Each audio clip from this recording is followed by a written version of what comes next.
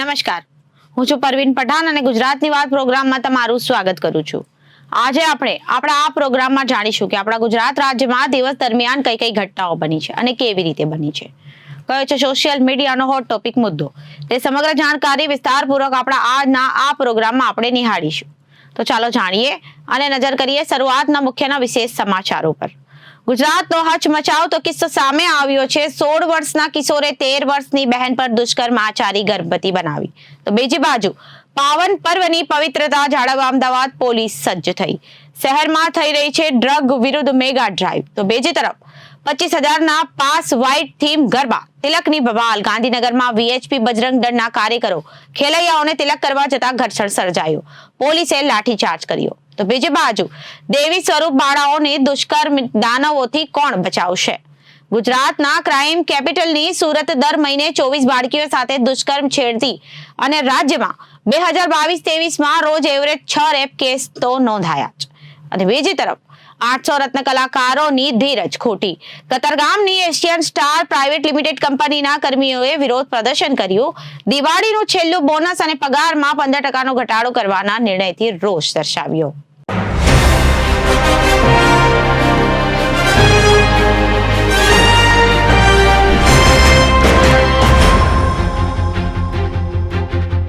સુરતના ડિંડોલી વિસ્તારમાં ભાઈ બહેન પવિત્ર સંબંધને લાંછન રૂપ ઘટના પ્રકાશમાં આવી છે। મજૂરી કામ કરતા દંપતી 4 મહિના પહેલા કામ ઉપર ગયા હતા, ત્યારે તેમના 16 વર્ષના પુત્રએ તેની 13 વર્ષની બહેન પાસે સેક્સની માંગણી કરી બળજબરી કરી વાસના સંતોષી હતી। તરુણીએ બાદમાં વધુ 2 વખત દુષ્કર્મ કરતા કિશોરી ગર્ભવતી બનતા અને 4 દિવસ અગાઉ કિશોરીના પેટમાં દુખાવો થયો અને ભાંડો ફૂટ્યો। સુરતના ડિંડોલી વિસ્તારમાં ભાઈ બહેનના પવિત્ર સંબંધને લાંછનરૂપ ઘટના પ્રકાશમાં આવી છે। મજૂરી કામ કરતા દંપતી 4 મહિના પહેલા કામ ઉપર ગયા હતા, ત્યારે તેમના 16 વર્ષના પુત્રએ તેની 13 વર્ષની બહેન પાસે સેક્સની માંગણી કરી હતી, બળજબરી કરી વાસના સંતોષી હતી। તરુણે બાદમાં વધુ 2 વખત દુષ્કર્મ કરતા કિશોરી ગર્ભવતી બનતા અન્ય 4 દિવસ અગાઉ કિશોરીને પેટમાં દુખાવો થયો હતો, જેથી હોસ્પિટલ લઈ જતા સમગ્ર ઘટના પ્રકાશમાં આવી છે। સગા દીકરા વિરુદ્ધ માતાએ ડિંડોલી પોલીસ મથકમાં દુષ્કર્મની ફરિયાદ નોંધાવતા પોલીસે તરુણીની અટકાયત કરી હતી। પોલીસ સૂત્રો દ્વારા પ્રાપ્ત થતી વિગતો મુજબ મૂળ વલસાડના વતની અને સુરતના ડિંડોલી વિસ્તારમાં છેલ્લા 1.5 વર્ષથી શ્રમજીવી દંપતી તેમના સંતાનો સાથે રહે છે। 16 વર્ષીય પુત્ર મયુર નામ બદલ્યું છે અને 13 વર્ષની પુત્રી ખુશ્બુ નામ બદલ્યું છે। પૈકી મયુર નાસ્તાની લારી ઉપર મજૂરી કામ કરે છે અને જ્યારે ખુશ્બુ ધોરણ 8માં અભ્યાસ કરે છે। ગત સોમવારે સવારે ખુશ્બુને પેટમાં દુખાવો થતા દંપતી તેની ઉના પાણી રોડની ખાનગી હોસ્પિટલમાં લઈ ગયું હતું। ત્યાં ડોક્ટરે તપાસી તેને 4-5 મહિનાનો ગર્ભ હોવાનું જણાવી તેને સારવાર માટે નવી સિવિલ હોસ્પિટલમાં લઈ જવામાં કહ્યું હતું।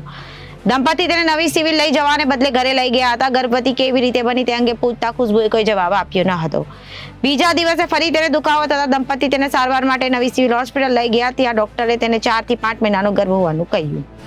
દીકરીને ગર્ભવતી કેવી રીતે બની તે પૂછ્યું ત્યારે ખુશ્બુએ જવાબ આપ્યો કે તે સાંભળી દંપતી ચોંકી ગયું। ખુશ્બુએ કહ્યું 4-5 મહિના પહેલા તેઓ કામ ઉપર ગયા હતા, ઘરે તેને અને મયુર એકલા હાજર હતા। ત્યારે મયુરે તેને કહ્યું કે ઘરમાં મમ્મી પાપા પણ નથી, ઘરમાં આપણે બંને ભાઈ બહેન એકલા છીએ, તેથી મારે તારી સાથે સેક્સ કરવું છે। સગા ભાઈની વાત સાંભળી ચોંકેલી ખુશ્બુએ ના પાડતા મયુરે તેની સાથે બળજબરી કરી વાસના સંતોષી હતી। આ અંગે માતા પિતાને કહ્યું તો જાનથી મારી નાખવાની ધમકી આપી મયુરે બાદમાં વધુ 2 વખત દુષ્કર્મ કરતા ખુશ્બુ ગર્ભવતી બની હતી। આ હકીકતને પગલે ખુશ્બુની માતાએ સગા દીકરા વિરુદ્ધ ડિંડોલી પોલીસ મથકમાં દુષ્કર્મની ફરિયાદ નોંધાવી હતી। પોલીસે મયુરની અટકાયત કરી છે, જ્યારે ખુશ્બુને સારવાર માટે નવી સિવિલ હોસ્પિટલ દાખલ કરવામાં આવી છે। ડિંડોલી પોલીસે 16 વર્ષીય મયુરની અટકાયત કરી હતી। તેણે જણાવ્યું હતું કે માતા પિતા કામ પર જતા હતા અને ઘરમાં ભાઈ બહેન એકલા હોય ત્યારે ટીવી ઉપર સાવધાન ઇન્ડિયા અને ક્રાઇમ પેટ્રોલ જોતા હતા।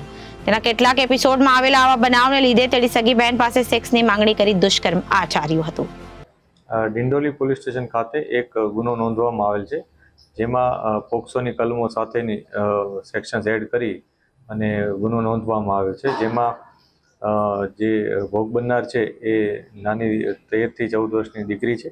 આ ઘટનામાં આ દુષ્કૃત્ય આચરનાર વ્યક્તિ છે એ કાયદાના સંઘર્ષમાં આવેલ બાળ કિશોર છે અને એ પોતે આ દીકરીનો સગો મોટો ભાઈ છે।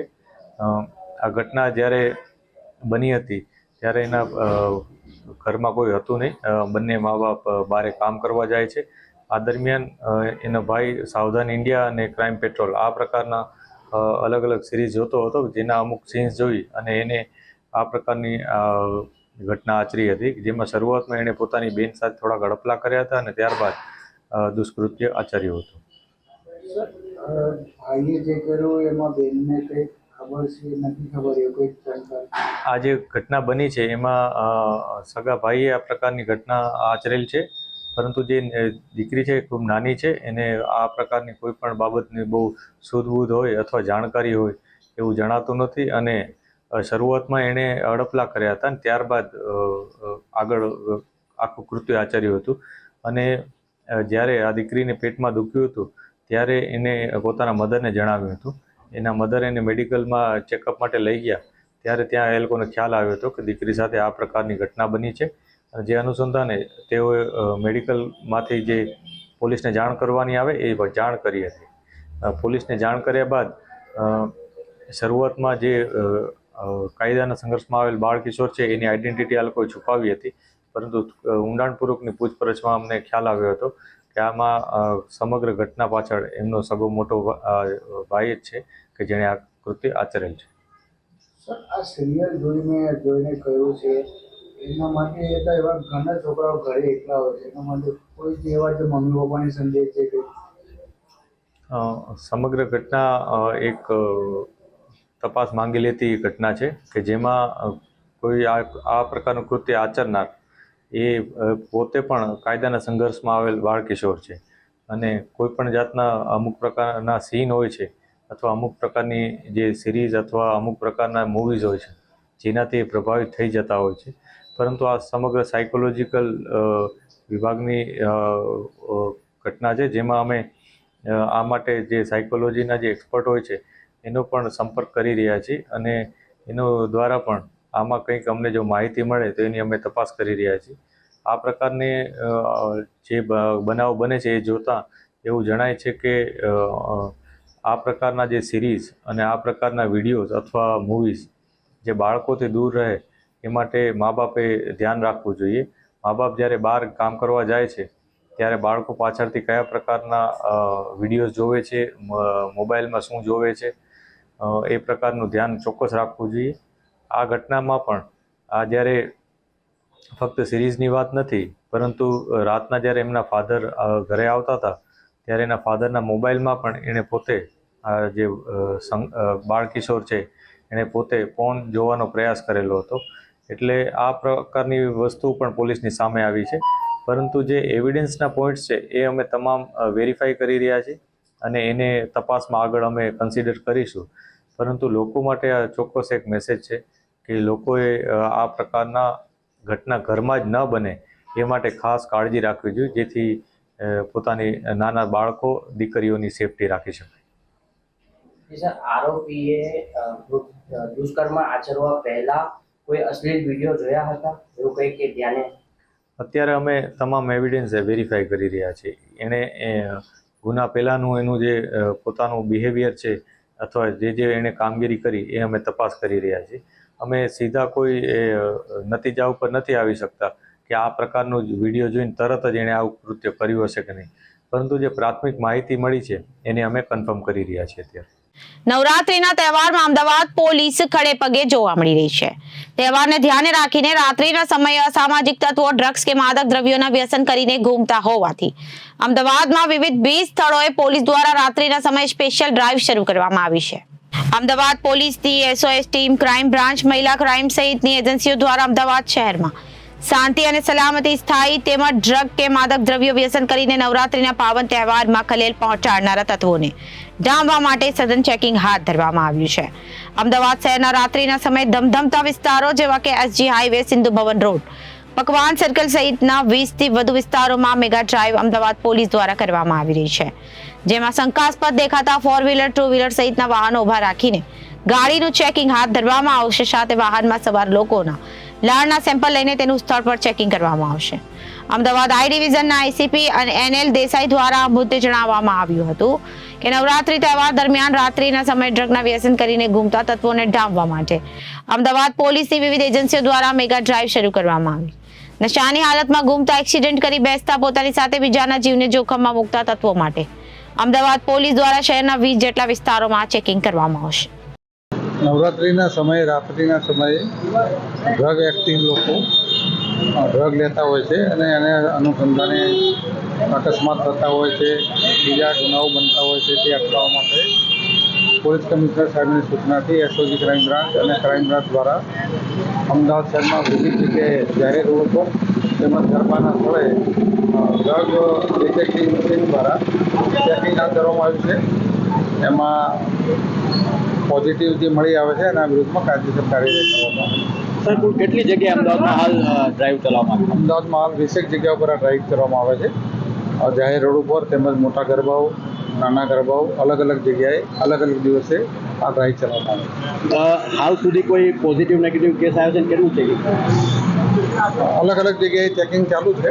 અહીંયા સિંધુ પોઈન્ટ રોડ ઉપર 10 જણા અત્યાર સુધીમાં ચેક કરવામાં આવ્યા છે. એમાં હજુ સુધી કોઈ પોઝિટિવ આવ્યા નથી. નવરાત્રીના દિવસે 4 ઓક્ટોબર સૌથી પ્રીમિયમ ગરબાના નામે 15,000 થી લઈ 25,000 રૂપિયાના ભાવે વેચાયેલા ધ શેરી અફેરના ગરબાના વિશ્વ હિન્દુ પરિષદ વીએચપી બજરંગ દળ અને પોલીસ વચ્ચે ઘર્ષણ થયું હતું.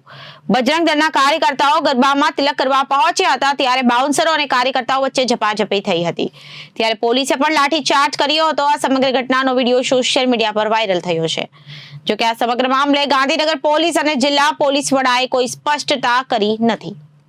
જિલ્લા પોલીસ વડા રવિ તેજા વાસમ શેટ્ટીએ જણાવ્યું હતું કે મોડી રાત્રે સરગાસણ પાસે આવેલા ઠાકર ફાર્મમાં 50 થી 60 લોકોનું ટોળું આવ્યું. ટોળા દ્વારા ગરબામાં જબરજસ્તી જવાનો પ્રયાસ કરવામાં આવ્યો હતો, જેના કારણે ગરબા આયોજકોએ પોલીસને જાણ કરી હતી.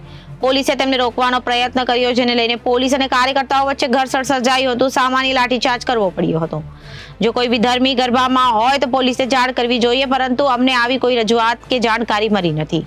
તેમણે કોઈ પુરાવા આપ્યા નથી. આવી રીતે કાયદો હાથમાં લેવાની વાત હતી અને હાલ આ બાબતે ગુનો નોંધવામાં આવ્યો નથી. આ મામલે વિશ્વ હિન્દુ પરિષદના ગુજરાત પ્રાંતના અશોક રાવલે જણાવ્યું હતું કે બજરંગ દળ અને વિશ્વ હિન્દુ પરિષદના કાર્યકર્તાઓ ગાંધીનગર ખાતે સરગાસણ ચોકડી નજીક આવેલા ફાર્મ હાઉસના ગરબામાં તિલક કરવા માટે પહોંચ્યા હતા. આ સમયે પોલીસ અને ગરબામાં રહેલા બાઉન્સરો સાથે ઘર્ષણ સર્જાયું હતું. પોલીસે રોકવાનો પ્રયત્ન કર્યો હતો.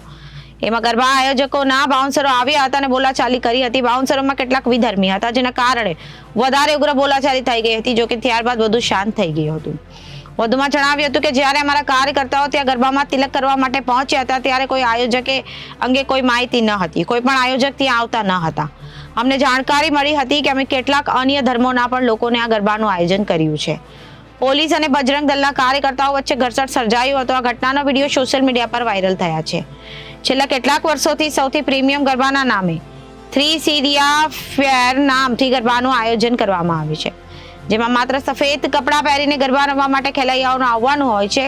18 વર્ષથી લઈને માત્ર 45 વર્ષ સુધીના લોકોને જ ગરબા રમવા માટે પાસ આપવામાં આવે છે. ગરબાના આયોજકો દ્વારા છેલ્લી ઘડી સુધી કઈક જગ્યાએ ગરબાનું આયોજન કરાયું છે એની જાહેરાત કરવામાં આવી નથી. 25,000 સુધીની કિંમતના પાસ વહેંચ્યા હતા. નવરાત્રીના બીજા દિવસે ન હતી 25,000 સુધીની કિંમતના પાસ અને નવરાત્રીના બીજા દિવસે યોજાયેલા ગરબામાં ગાંધીનગરના સરગાસણ પાસે આવેલા ઠાકર ફાર્મ હાઉસમાં રાખવામાં આવ્યા હતા, જેમાં મોટી સંખ્યામાં પોલીસ કર્મીઓ પણ હાજર રહ્યા હતા. સૂત્રો મુજબ બજરંગ દળ અને વિશ્વ હિન્દુ પરિષદને આ ગરબાના આયોજકોમાં અન્ય ધર્મોના લોકો પણ ભાગીદારીમાં હોવાનું જાણવા મળ્યું છે. બજરંગ દળના કાર્યકર્તાઓ જ્યારે ગરબામાં તિલક વિધિ માટે ગયા હતા અને હાજર સ્થાનિક પોલીસ અને કાર્યકર્તાઓ વચ્ચે ઘર્ષણ સર્જાયું હતું અને ઉગ્ર બોલાચાલી અને મામલો વિચકાતા પોલીસે લાઠીચાર્જ પણ કર્યો હોવાનું જાણવા મળ્યું છે. જોકે આ સમગ્ર મામલે દબાવી દેવામાં આવ્યું હોવાનું પણ સામે આવ્યું છે. સ્ત્રી એ શક્તિ છે અને આ જ શક્તિના અલગ અલગ રૂપની આરાધનાનો તહેવાર એટલે કે નવરાત્રી.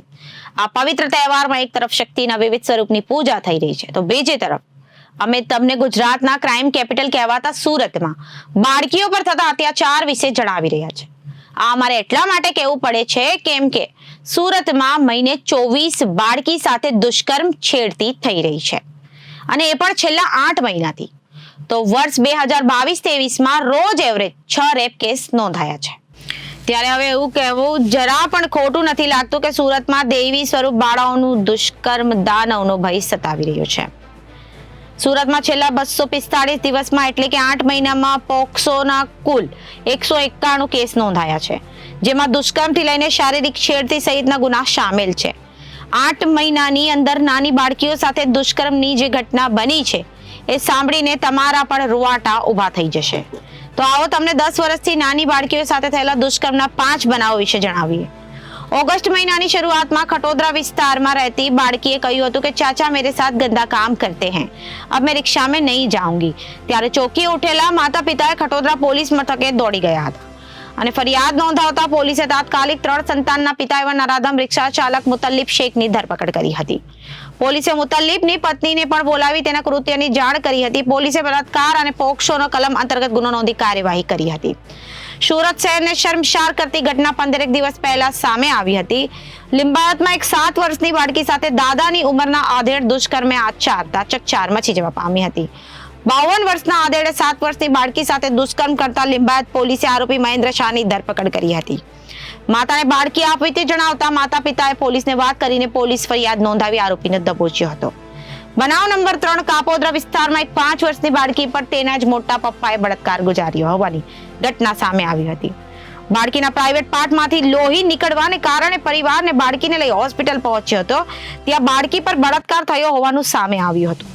બાળકીએ પર દાદાએ જ આ કૃત્ય કરવાનું હોવાનું જણાવ્યા બાદ પિતાએ પોતાના જ ભાઈ વિરુદ્ધ બળાત્કારનો ગુનો નોંધાવ્યો હતો અને ધરપકડ કરાઈ હતી. ગોડાદરા વિસ્તારમાં 2 તરુણો એક 9 વર્ષની બાળકી પર દુષ્કર્મ આચર્યો હોવાની પોલીસ ફરિયાદ નોંધાવી હતી. અને શ્રમ વિસ્તારમાં રહેતા 15 અને 16 વર્ષના 2 તરુણો બાળકીને ફોસલાવીને ઘરે બોલાવી હતી. બાદમાં દુષ્કર્મની ઘટનાને અંજામ આપ્યો હતો. જોકે બાળકીને માતાને ખબર પડી જતા સમગ્ર ઘટનાનો ભાંડો ફૂટ્યો હતો. હાલમાં પોલીસે બંને આરોપીઓને પકડી પાડ્યા છે. બનાવ નંબર 5 પંડોળની આવવાળું જગ્યામાં લઈ જઈ દુષ્કર્મ આચરવામાં આવ્યું હતું. પંડોળના રહેમતનગરમાં ઘર નજીક રમતી પરપ્રાંતીય શ્રમજીવી 4.5 વર્ષની એક દીકરીનું ચોકલેટની લાલચ આપી અજાણ્યા યુવાને અપહરણ કર્યું હતું અને તેને પંડોળની આવવાળું જગ્યામાં લઈ જઈ દુષ્કર્મ આચર્યું હતું. દુષ્કર્મ કરતા બાળકી રડવા લાગતા અજાણ્યો યુવાન તેને લોહી લુહાણ હાલતમાં ત્યાં જ તર છોડી ફરાર થઈ ગયો હતો. આ સમગ્ર મામલે સુરત શહેરના પોલીસ કમિશનર અનુપમસિંહ ગેહલોતે જણાવ્યું હતું કે બાળકીઓ સાથે થનારા અપરાધને લઈ સુરત પોલીસ ખૂબ જ ગંભીર છે. આવી ઘટનાઓ રોકવા માટે અમે જનજાગૃતિ અભિયાન પર કરીએ છીએ, પરંતુ જ્યારે આવી ઘટના બની જાય છે ત્યારે તાત્કાલિક ગુનો નોંધી ચાર્જશીટ કરી આરોપીઓને ફાંસીની સજા થાય એ માટે પ્રયત્નશીલ હોઈએ છીએ. ભૂતકાળમાં જે ઘટના બની છે અને એમાં સાજા થઈ છે અને ડોક્યુમેન્ટરી પણ સામે બનાવી છે, જે પરપ્રાંતીય વિસ્તાર અને સાથે જ્યાં આવી ઘટનાઓ સૌથી વધારે બની હોય ત્યાં સોસાયટીમાં જઈને બતાવી પણ રહ્યા છે. સુરત હીરા ઉદ્યોગમાં હાલમાં મંદીનો માહોલ ચાલી રહ્યો છે, ત્યારે રત્ન કલાકારો અને સંચાલકો વચ્ચે ધીરે ધીરે ઘર્ષણ શરૂ થયું છે. છેલ્લા 2 દિવસથી કતારગામ વિસ્તારમાં આવેલી એશિયન ડાયમંડ પ્રાઇવેટ લિમિટેડ કંપનીના 800 જેટલા કર્મીઓ કામથી અડગા રહી વિરોધ નોંધાવી રહ્યા છે. કંપની દ્વારા દિવાળી બોનસ છેલ્લી વખત આપવામાં અને પગારમાં 15% ઘટાડો કરવાના નિર્ણયથી રત્ન કલાકારોમાં ભારે નારાજગી જોવા મળી રહી છે. પોતાના બોનસ સહિતની માંગણીના પૂર્ણ ન થતા તમામ વિરોધ પર ઉતર્યા છે. બોનસ આપવા બાબતે સંચાલકે હાથ ઊંચા કરી દીધા છે. કતારગામ વિસ્તારમાં એકે રોડ ઉપર આવેલી એશિયન સ્ટાર પ્રાઇવેટ લિમિટેડ કંપનીના રત્ન કલાકારો દ્વારા આજે 5 ઓક્ટોબર દ્વારે વિરોધ પ્રદર્શન કરવામાં આવ્યું હતું. રત્ન કલાકારોના કહેવા મુજબ છેલ્લા 2 દિવસથી તેઓ પોતાની માંગણીને લઈ કામથી અડગા રહ્યા હતા. આજે ફરી એક વખત ફેક્ટરીના સંચાલકો સાથે વાતચીત કરતા તેમણે યોગ્ય જવાબ ન આપતા વિરોધ શરૂ થયો છે. તમામ રત્ન કલાકાર સાથે વાતચીત કરતા તેમણે યોગ્ય જવાબ ન આપતા વિરોધ શરૂ થયો છે. તમામ રત્ન કલાકારો કંપનીમાંથી નીચે કેમ્પસમાં આવી ગયા હતા અને રોષ દર્શાવ્યો હતો. એશિયન સ્ટાર પ્રાઇવેટ લિમિટેડ કંપનીના અંદાજે 800 જેટલા રત્ન કલાકારો કામ કરી રહ્યા છે. કંપનીના સંચાલકોની મનમાની અંગે રત્ન કલાકારોએ જણાવ્યું હતું કે કંપનીના સંચાલકો સાથે સતત 2 દિવસથી વાટાઘાટો ચાલી રહ્યા છે. અમારા દ્વારા કેટલીક માંગણીઓને રજૂ કરવામાં આવી છે, જેમાં ખાસ કરીને દિવાળી બોનસ પણ માંગવામાં આવી. અમને દર વર્ષે માર્ચ મહિનામાં અને દિવાળી સમયે બોનસ આપવામાં આવતું હતું, પરંતુ કંપની દ્વારા તેને હવે બંધ કરી દેવામાં આવ્યું. આ વખતે રજૂઆત કર્યા બાદ તેમણે કહ્યું હતું કે અમારું છેલ્લું બોનસ હશે તે પછી કંપની દ્વારા બોનસ આપવામાં આવશે નહીં. આ મહિનાની જે પણ પગાર હશે તેમાં 15%નો કાપ મૂકવામાં આવશે. આ નિર્ણય કંપની દ્વારા કરવામાં આવતા અમારો વિરોધ શરૂ થયો છે. અમારી જે માંગણી છે તે સંતોષવામાં આવી રહી નથી. આમ પણ છેલ્લા ઘણા સમયથી કામ ઓછું થઈ રહ્યું છે અને અમને યોગ્ય વેતન મળી રહ્યું નથી. જે કામ થઈ રહ્યું છે તેમાં પણ 15% કાપ મૂકવાની વાત કાપવામાં આવી રહી છે, જેના કારણે અમારા ઉપર મોટું આર્થિક સંકટ ઊભું થયું છે. તો અત્યારે ગુજરાતની વાતમાં વિરામ લઈએ. વધુ સમાચારો માટે જોતા રહો જનાદેશ ન્યૂઝ. નમસ્કાર.